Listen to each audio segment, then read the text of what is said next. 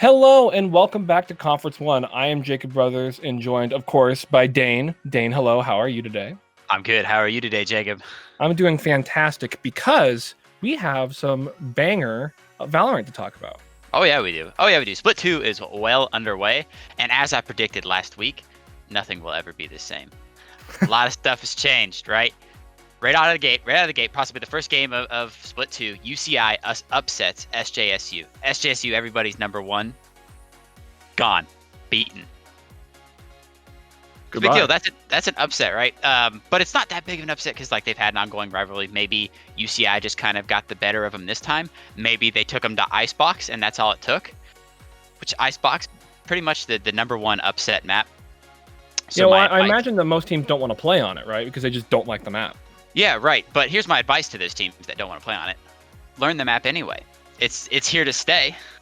They're gonna take you there because they know the map better than you, and that's how they know they can get the edge on you. So you're gonna have to learn the map if you hope to win this thing.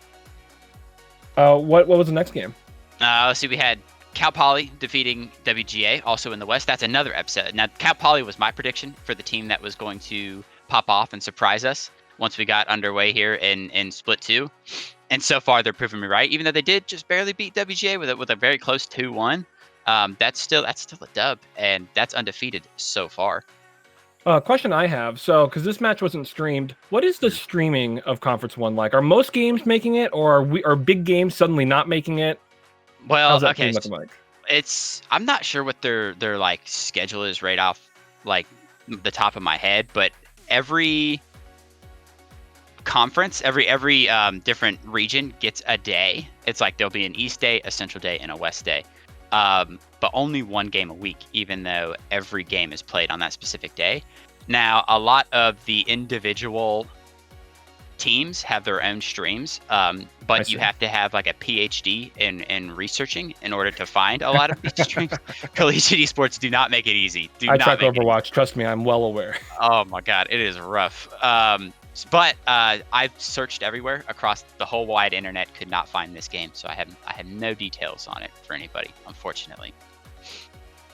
So moving on to the East. Yeah, that's the West to the East. Rutgers. I don't know what else you want me to tell you. Rutgers. They're a division, right? Rutgers division, right there. The rematch with VTech happened. That was the one I was most looking forward to. It was really, really close. Rutgers and PSU was not. PSU is not finding their footing so far in this split. They've got a long way to go if they're hoping to go back to the top half of everybody's PR like they were towards the end of last split. Moving on to East Group 2.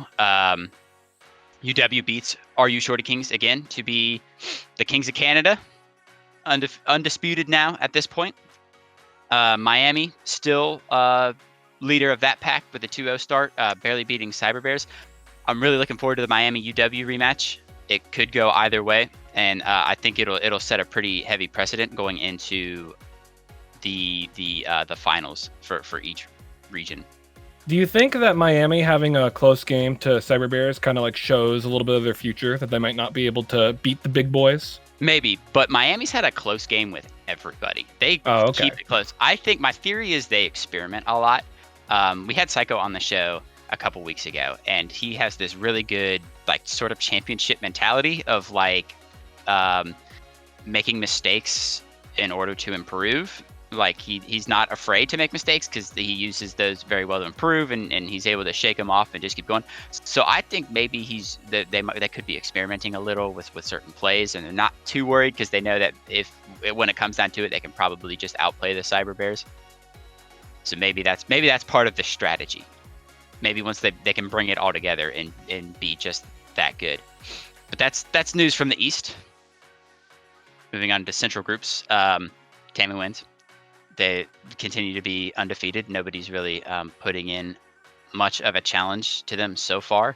Best team in Texas, so they say.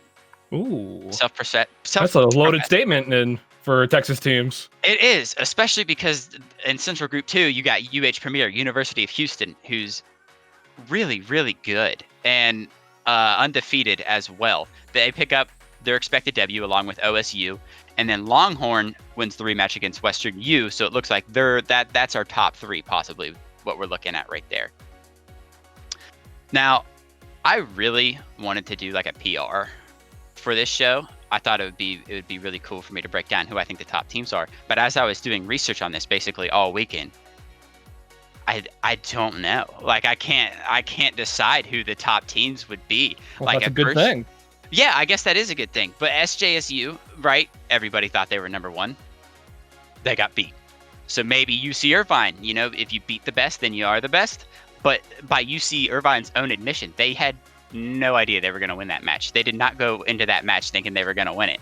And they don't scrim.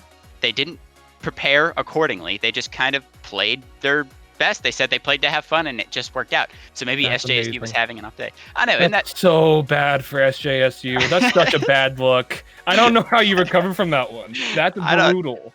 That's rough. Yeah. And I don't know if they were just having an off day or like maybe it was Icebox threw them off. Maybe they need to play some Icebox. But yeah, UCI saying they barely cared about the match. But maybe that was UCI's ticket to victory, right? Maybe they have to be like, maybe they have to have fun if they want to win.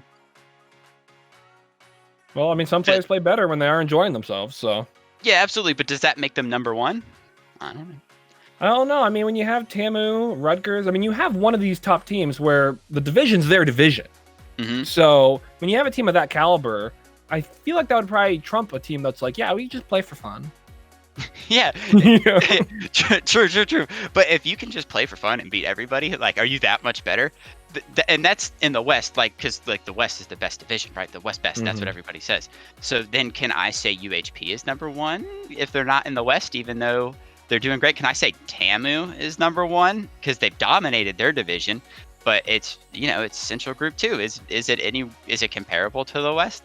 Is Rutgers, who's gone undefeated, are they number one? It's impossible to say unless you are. Would I be allowed, if I'm building this PR, to go and look at results from outside of Conference 1? Is that legal? I don't know, but it probably shows how good of a team they are.